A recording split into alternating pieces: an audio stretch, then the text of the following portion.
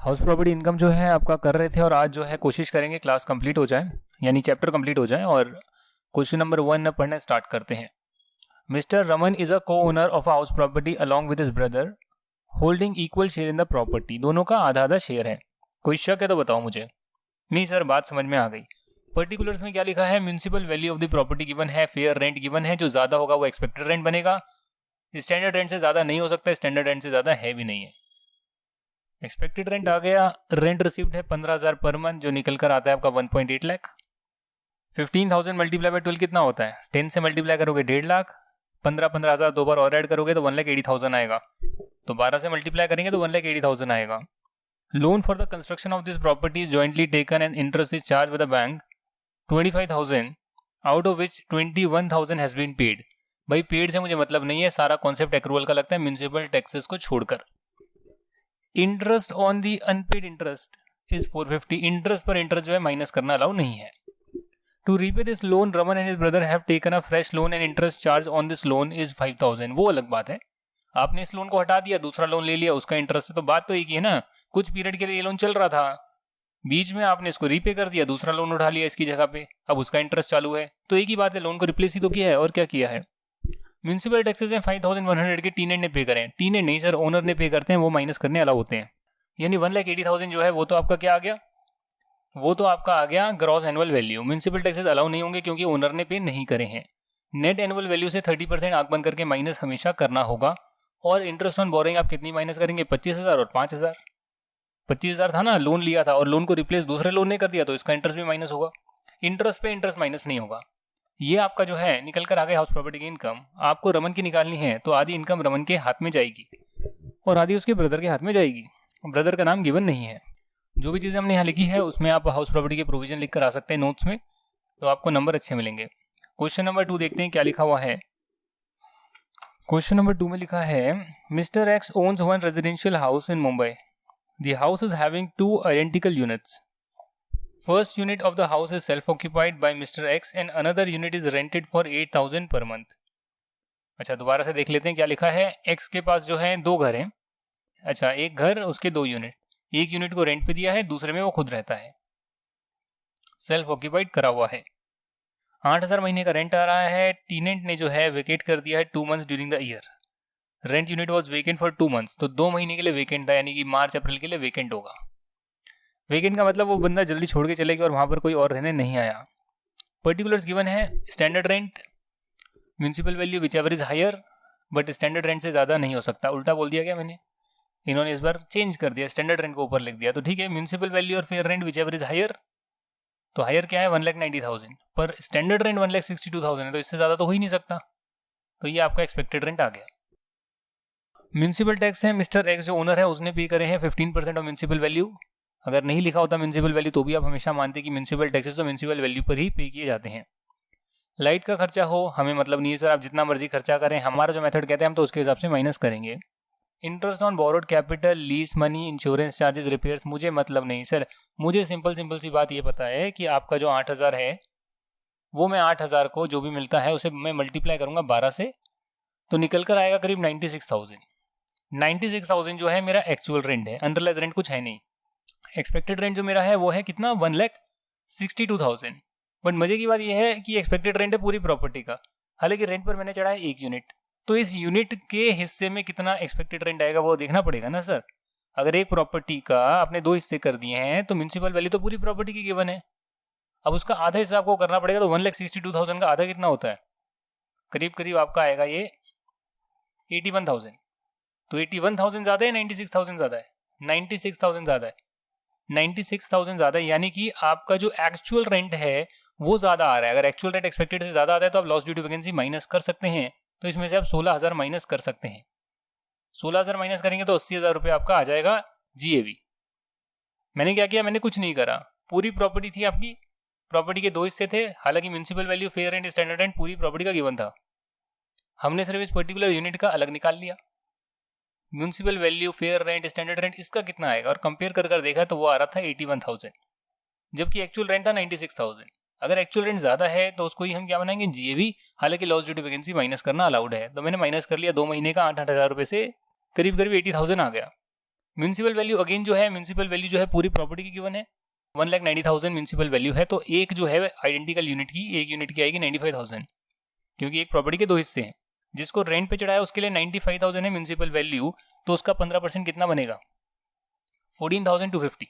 Net annual value आएगी, आंख बंद करके 30% माइनस करेंगे, और उसके बाद जो है आप इंटरेस्ट ऑन बोरोइंग माइनस करेंगे। इंटरेस्ट ऑन बोरोइंग कहाँ गिवन है, मैंने देखा नहीं, जरा दोबारा देखते हैं। इंटरेस्ट ऑन बोरोइंग गिवन है, ये रहा 1500 पर मंथ, ये भी पूरी प्रॉपर्टी का गिवन होगा। तो अगर आप मल्टीप्लाई करते हैं 10 से मल्टीप्लाई करते हैं 15,000, साल का 18,000 आएगा, तो उसका आप आधा कर लीजिए 9,000 रुपये। आधा क्यों किया मैंने, आधा इसलिए किया क्योंकि एक प्रॉपर्टी के पूरा दे रखा है, मुझे सिर्फ एक यूनिट का चाहिए इसकी, उस यूनिट के लिए कितना बिलोंग होता है वो मैंने देख लिया। सेल्फ ऑक्यूपाइड प्रॉपर्टी जो है 50% एरिया, उसमें एनएवी तो नहीं होगा, सिर्फ इंटरेस्ट ऑन बोरोइंग माइनस करना अलाउ होगा। तो ऐसे आपने हाउस प्रॉपर्टी इनकम निकाल ली, हाउस प्रॉपर्टी हेड की इनकम निकाल ली। लाइट पंखे का कितना खर्चा किया उससे आपको मतलब नहीं है। विकास के पास एक घर है जिसकी municipal value, fair rent, standard rent given है। Municipal value, fair rent whichever is higher subject to standard rent, ये आपका आ गया एक्सपेक्टेड रेंट। वैसे तो 1,26,000 होना चाहिए था, बट एक्सपेक्टेशन है 1,08,000 से ज्यादा सेट नहीं की जा सकती। फाइनेंशियल ईयर 1920 में 1/3 of the portion of the house was late out for residential purpose at a monthly rent of 5,000। 1/3 of the portion, अच्छा 1/3 ऑफ द पोर्शन, ओके, 1/3 इतना आएगा ना, इतना आएगा, इसको लेट आउट कर दिया। 1/3 of the portion was let out, 5,000 रुपये महीना। रिमेनिंग 2/3 को सेल्फ ऑक्यूपाइड रखा गया है। अगर आप प्रॉपर्टी के दो हिस्से कर देते हैं तो इसको दो सेपरेट प्रॉपर्टी मानना पड़ेगा। हालांकि जो आपको क्वेश्चन में डिटेल दे रखी होगी, municipal value, fair rent, standard rent, interest etcetera etcetera, वो पूरी प्रॉपर्टी की गिवन होगी। तो इसके हिस्से का कितना, इसके हिस्से का कितना, पहले अलग कर लेना। यहाँ पर दे रखा है म्यूनसिपल टैक्सेस जो है 11% है म्यूनसिपल वैल्यू के, तो 11% कितना आएगा, 10% हो गया 9,600 और 1% हो गया 960। तो अगर आप इसको ऐड करेंगे तो करीब करीब ये आएगा 10,560 ऐसा कुछ आएगा। इसका 1/3 कितना होता है जरा देख लेंगे, मैं टेढ़ा लिख रहा हूँ क्या, टेढ़ा चलेगा, 3533520। अच्छा, ये म्यूनसिपल वैल्यू लेट आउट वाले पोर्शन के हिस्से में आएगा। अब यहाँ पर क्या क्या लिखा हुआ है और देख लेते हैं जरा। कंस्ट्रक्शन जो है स्टार्ट करी थी जून 12 में और कंप्लीट करी है 31 मई 2015 में।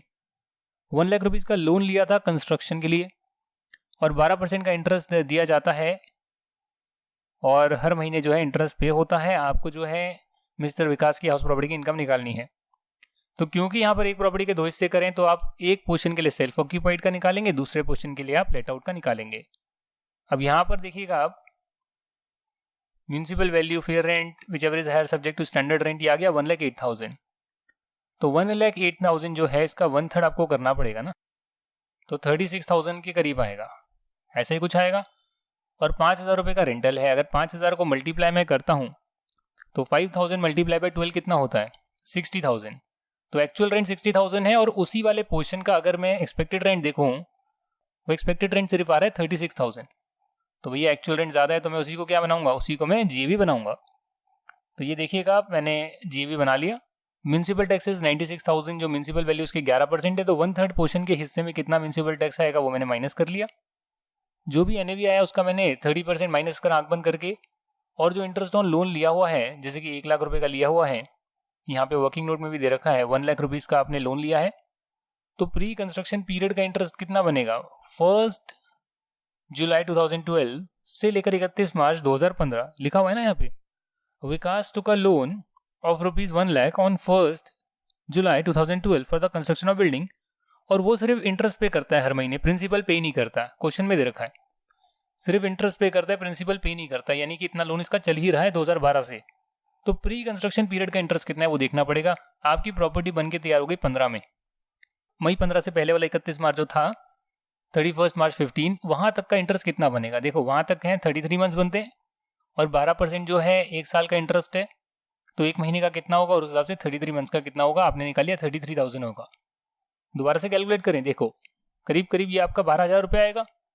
तो 12 महीने का 12,000 आ रहा है, तो 1 महीने का कितना आ रहा है बताइए मुझे। 1 लाख मल्टीप्लाई बाय 12%, तो 1 साल का आ गया 12,000, तो 1 महीने का आ गया 1,000। तो 33 मंथ्स जो है उसका कितना आएगा 33,000। ये प्री कंस्ट्रक्शन पीरियड का इंटरेस्ट है। इसे आप अगर 5 से डिवाइड कर देंगे तो हर साल 2015-16, 16-17, 17-18, 18-19, 19-20 तो 6,600 माइनस करना अलाउ किया जाएगा। 19-20 ईयर चल रहा है तो उसमें हम इतना इंटरेस्ट तो माइनस करेंगे ही, और साथ में जो करंट ईयर का 12,000 का इंटरेस्ट है वो भी माइनस करेंगे, क्योंकि लोन तो चल ही रहा है ना, लोन को रीपे कहाँ किया। तो ये जो टोटल इंटरेस्ट आ गया 12,000 का और साथ में 6,600, 18,600 का इंटरेस्ट है, ये पूरी प्रॉपर्टी का है। तो लेट आउट वाले पोर्शन के हिस्से में कितना आएगा? 6,200। और बाकी पोर्शन कहाँ पर जाएगा? बाकी पोर्शन आपका यहाँ पे जाएगा। 2/3 पोर्शन आपका सेल्फ ऑक्यूपाइड प्रॉपर्टी का जब आप कैलकुलेट करेंगे हाउस प्रॉपर्टी इनकम, तो उसके लिए जीएवी एनएवी नील होगा और इंटरेस्ट आप माइनस कर सकते हैं, तो नेगेटिव हाउस प्रॉपर्टी की इनकम आ जाएगी। यानी कॉन्सेप्ट सेम है, छोटी छोटी ट्रिक्स है, उसके हिसाब से आपको क्वेश्चंस करने पड़ते हैं। हमने ये भी क्वेश्चन डिस्कस करा, अब हम क्वेश्चन नंबर 4 डिस्कस करेंगे, जिसमें कि आपके पास मिस रोहिणी आ रही है। मिसेस रोहिणी, मिस नहीं बोलेंगे भैया, मिसेस है, इनकी शादी हो चुकी है। Citizen of USA and resident and ordinary resident in India during financial year 1920। ठीक है भाई, आप कहीं के भी सिटीजन हो, हमें सिटीजनशिप का कॉन्सेप्ट नहीं देखना, हमें देखना है कि आप उस पर्टिकुलर प्रीवियस ईयर में रेजिडेंट थे या नहीं थे। ये आरओआर थी। उनके पास प्रॉपर्टी यूएसए में है जिसकी एनुअल वैल्यू $20,000 है, वैल्यू ऑफ 1 USD 65 रुपीज है। She took ownership and possession of the flat in Chennai as well. तो चेन्नई में भी उन्होंने घर लिया है। कब लिया है? 1 जुलाई 19 को लिया है, जो वो सेल्फ ऑक्यूपेशन के लिए यूज करती है while she is in India. The flat was use by her for 7 months only during the year ended 31 March 2020। Municipal valuation given है 32,000 पर मंथ और फेयर रेंट है पर एनम, जो भी ज्यादा है कैलकुलेट करके आप देख लेना। ये उन्होंने जो है म्यूनिसिपल कॉर्पोरेशन को टैक्सेस पे करें, तो ये क्या आ गए आपके म्यूनिसिपल टैक्सेस आ गए। हाउस टैक्स एक था, सीवरेज टैक्स दूसरा है। जो भी म्यूनिसिपैलिटी को टैक्सेस पे किए जाते हैं वो आप माइनस कर सकते हैं। अब यहां पर देखिए दोस्तों, ध्यान से देखिएगा, उसने लोन लिया था एक स्टैंडर्ड चार्टर्ड बैंक से, और स्टैंडर्ड चार्टर्ड बैंक से लोन लिया था 2017 में for purchasing this flat and interest on loan was as under. मतलब जो पीरियड है 1 अप्रैल 19 उससे पहले का ये रहा, अप्रैल 19 से जून 19 का ये रहा, और जुलाई 19 से मार्च 20 तक का ये रहा। उनकी एक बैंगलोर में भी प्रॉपर्टी है विच वॉज सोल्ड इन मार्च 2016। तो ये तो बहुत पहले ही बिक चुकी है। In respect of this house she received arrear of rent. 60,000 का अरियर मिला, तो 60,000 में से आप 30% माइनस करेंगे और बाकी आप टैक्सेबल कर देंगे। सर हमें क्या बताना है भाई? आपको बताना है इनकम फ्रॉम हाउस प्रॉपर्टी निकालनी है। देखिए इसमें तो इसके पास 2 प्रॉपर्टी ही है, क्योंकि जो तीसरी है वो तो बेंगलोर की 2016 में बिक चुकी है, जिसका अरियर मिला है। अरियर मिला है तो अरियर टैक्सेबल हो जाएगा। बाकी इसके पास 2 प्रॉपर्टी है और 2 प्रॉपर्टी रखी जा सकती है, तो उसमें कोई भी टैक्स नहीं बनेगा। सेल्फ ऑक्यूपाइड का केस है, इन्होंने इंटरेस्ट लिया है तो इंटरेस्ट ये माइनस कर सकती है। इंटरेस्ट कितना बनेगा आप देख सकते हैं। प्रॉपर्टी की कंस्ट्रक्शन कंप्लीट हुई थी 1 जुलाई 19। तो 1 जुलाई 19 से पहले का जो 31 मार्च है यानी 31 मार्च 2019, वहां तक का जो इंटरेस्ट है वो है 49,200, जिसे प्री कंस्ट्रक्शन पीरियड इंटरेस्ट बोलते हैं। इसे अगर मैं 5 से डिवाइड करूंगा तो निकल कर आएगा करीब करीब 9,840। क्योंकि सेल्फ ऑक्यूपाइड के केस में आपको जीए भी नील होता है, एनए भी नील होता है। फिर बचा क्या? इंटरेस्ट आप माइनस कर सकते हैं, वो मैं माइनस कर रहा हूं।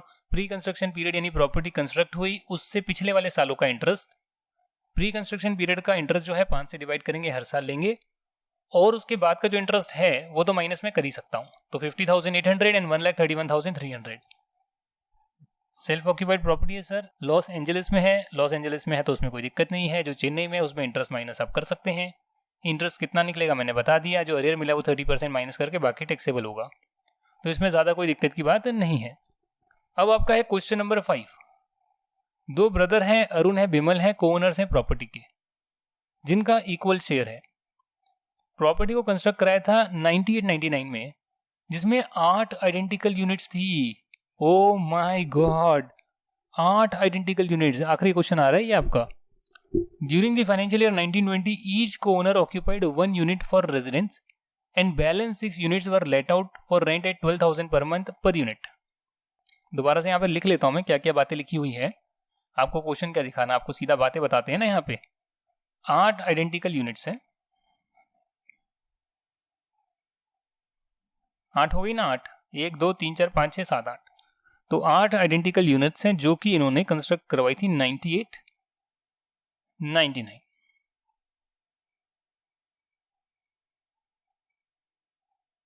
98, 99. During the financial year 1920, each co-owner occupied one unit. तो मान लेते हैं ये यूनिट ली है बिमल ने और ये ली है अरुण ने. अरुण और बिमल ने एक एक तो खुद रहने के लिए ले ली है और जो बाकी यूनिट्स है उसको 12,000 रुपये प्रति महीना के रेंटल पे चढ़ा दिया है. पर यूनिट, हर यूनिट को 12,000 पर मंथ पे चढ़ाया हुआ है. म्यूनिसिपल वैल्यू जो है वो पूरी प्रॉपर्टी की गिवन है. म्यूनिसिपल वैल्यू जैसे मैंने बताया कि आप अलग अलग हिस्से कर दीजिए, बट यहाँ पर पूरी प्रॉपर्टी की वैल्यू गिवन होगी. और म्यूनिसिपल टैक्सेस जो है 20% यानी 1,80,000 के म्यूनिसिपल टैक्सेस बनते हैं पूरी प्रॉपर्टी के. कुछ रिपेयर का खर्चा गिवन है क्वेश्चन में, यहाँ पे आप देख सकते हैं. कुछ इंश्योरेंस का गिवन है, कुछ इंटरेस्ट गिवन है. तो 3 लाख रुपए का इंटरेस्ट है. बाकी जो खर्चा किया मुझे मतलब नहीं, क्योंकि हमारी गवर्नमेंट जो कहती है, हमारा जो एक्ट कहता है वो कहता है एक्चुअल खर्चा कितना भी करो हम आपको 30% माइनस करना अलाउ करेंगे स्टैंडर्ड डिडक्शन के फॉर्म में. One of the let out units remained vacant for 4 months during the year. यानी कि एक प्रॉपर्टी जो है, यहाँ पर देखिएगा नीचे लिखा हुआ है, बड़ा ही कॉम्प्लेक्स क्वेश्चन है ना, अगर आ गया तो 8 नंबर का कैसे करेंगे आप. एक प्रॉपर्टी जो है वो लेट आउट रही और वेकेंट रही 4 महीने के लिए. Arun could not occupy his unit for 6 months as he was transfer to Chennai. He does not own any other house. तो ये अरुण की बात कर रहे हैं. अरुण ने वैसे भी सेल्फ ऑक्यूपाई करी हुई थी, कोई बात नहीं यार, इसने ऑक्यूपाई करी हो थोड़े महीने ना करी हो, हमें क्या फर्क पड़ना है. अरुण विमल की अदर इनकम भी गिवन है. चलिए वो एक अलग मुद्दा है. क्वेश्चन में गिवन है अदर इनकम इनकी 2,90,000, 1,80,000. आपको जो है हाउस प्रॉपर्टी हेड की इनकम निकालनी है दोनों के लिए. दोस्तों दोनों के लिए निकालनी है तो बहुत आसान है. सबसे पहले आप क्या कर सकते हैं कि ये जो इन्होंने दोनों ने लिया हुआ है घर, उसे तो आप अलग अलग देख लेंगे. ये जो बाकी की यूनिट्स बच गई है, इसमें भी एक जो है वेकेंट रही है, तो बाकी की कितनी बच गई, 1 2 3 4 5 यूनिट्स बच गई है, जिसमें कि 12 महीने के लिए वो रेंट पे चढ़ी हुई थी. यानी कि 12,000 रुपये मल्टीप्लाई बाय 5, ये आएगा 60,000. तो इन यूनिट से 60,000 महीने का रेंट आ रहा था, तो 12 महीने का कितना आएगा, 7,20,000. ये इनका एनुअल वैल्यू आ रहा है. जो म्यूनिसिपल वैल्यू है और फेयर रेंट है, फेयर रेंट तो गिवन ही नहीं है शायद, म्यूनिसिपल वैल्यू गिवन है सिर्फ. हाँ, म्यूनिसिपल वैल्यू गिवन है, फेयर रेंट तो गिवन ही नहीं है. तो वो है 9 लाख रुपए का. तो 9 लाख रुपए का जो रेंट है वो कितने का है, वो 8 प्रॉपर्टी का है ना, वो 8 प्रॉपर्टी का, यानी कि वो 8 प्रॉपर्टी का है. तो 5 का कितना होएगा, तो पहले 9 लाख को आप 8 से मल्टीप्लाई करो, 5 से डिवाइड करो. 9 लाख को आप देखो, ये 9 लाख का जो है 8 प्रॉपर्टी का ये है, एक तरह से 8 यूनिट्स का है पूरा. तो 5 यूनिट्स का कितना होएगा, जो 5 मेरी 12 महीने के लिए लेट आउट थी, वो आप देख रहे हैं. अगर मैं यहाँ पर देखूँ तो करीब 9 को 5 से मल्टीप्लाई करूंगा तो 45 लाख आएगा. तो करीब 5 लाख रुपए कुछ आएगा. जहाँ तक मुझे लग रहा है ये 5 लाख समथिंग आएगा. बट अगर 5 लाख समथिंग एक्सपेक्टेड रेंट आ रहा है इन 5 प्रॉपर्टी का, पर एक्चुअल रेंट 7,20,000 आ रहा है, तो मैं 7,20,000 ना मानूंगा, राइट. मैं 7,20,000 मान लूंगा ना. तो 7,20,000 आ गया कितनी प्रॉपर्टी का, 5 प्रॉपर्टी का. जो एक प्रॉपर्टी बच गई वो 4 महीने के लिए वेकेंट थी.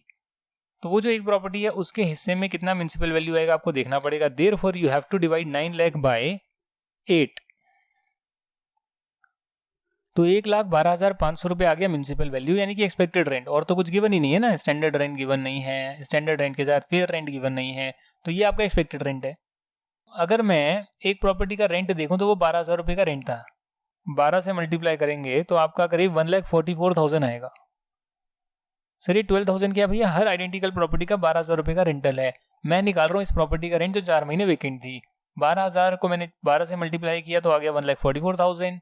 एक्सपेक्टेड रेंट है 1,12,500. तो ज्यादा क्या है, एक्चुअल रेंट.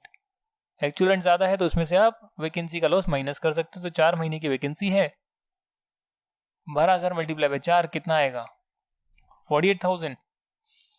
तो 48,000 आप माइनस कर सकते हैं. तो यहां से माइनस अगर आप करते हैं 1,44,000 से अगर आप माइनस करते हैं 48,000 तो 96,000 आता है.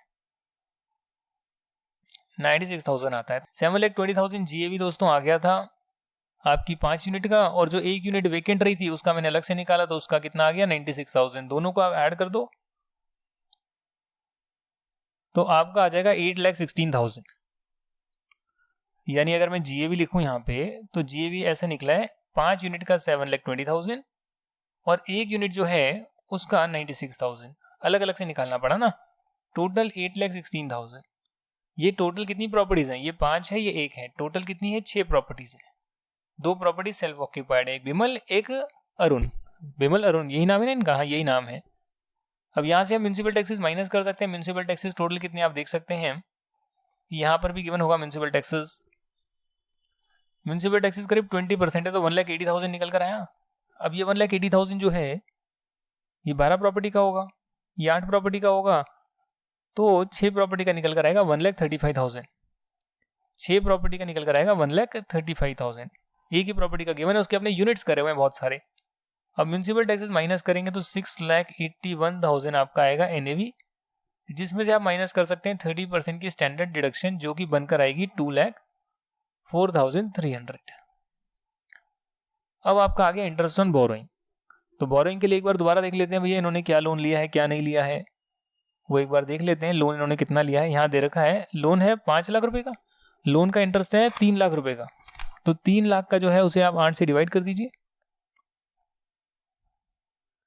37,500 आएगा, मल्टीप्लाई बाय 6 कर दीजिए, 6 यूनिट्स है ना ये, तो 6 के हिस्से में आएगा 2,25,000। ये आपका इंटरेस्ट आ गया। 24B ऐसे लिख कर आना, 24A ऐसे ब्रैकेट में लिख कर आना। तो ये जो आपकी 6 प्रॉपर्टी है उसका हाउस प्रॉपर्टी इनकम आ गई 2,51,700 हाउस प्रॉपर्टी इनकम। अब यहाँ देख सकते हैं क्वेश्चन में भी दे रखा है 2,51,700। दोनों का ओनरशिप कितनी आ गई? 50-50%।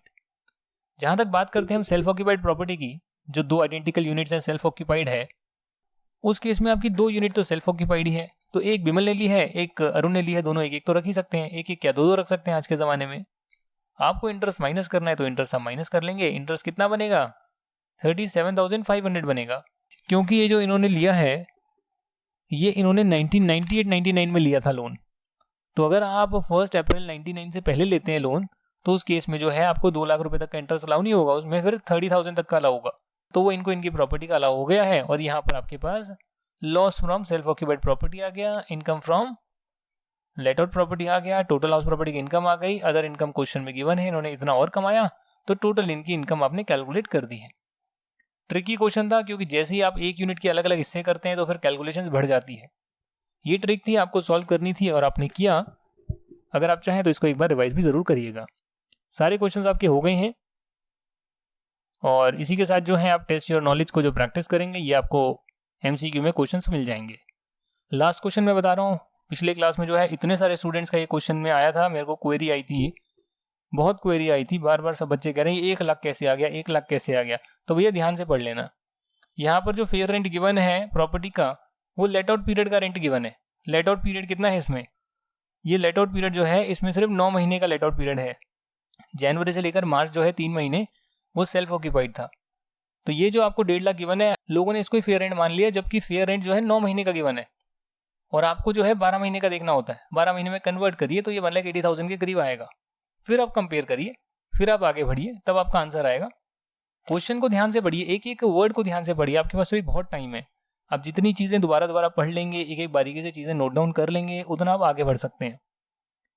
चलिए दोस्तों, नेक्स्ट क्लास में आपका कैपिटल गेन का चैप्टर स्टार्ट करेंगे। एक्सरसाइज जो है, ये जो MCQ गिवन है ना, ये आपको MCQ टेस्ट में मिलेगा, क्योंकि ये आपके एक तरह से टेस्ट भी हो जाएगा। चलिए दोस्तों, thank you so much video देखने के लिए। नेक्स्ट क्लास में नया चैप्टर स्टार्ट होगा। Bye bye, see you in the class.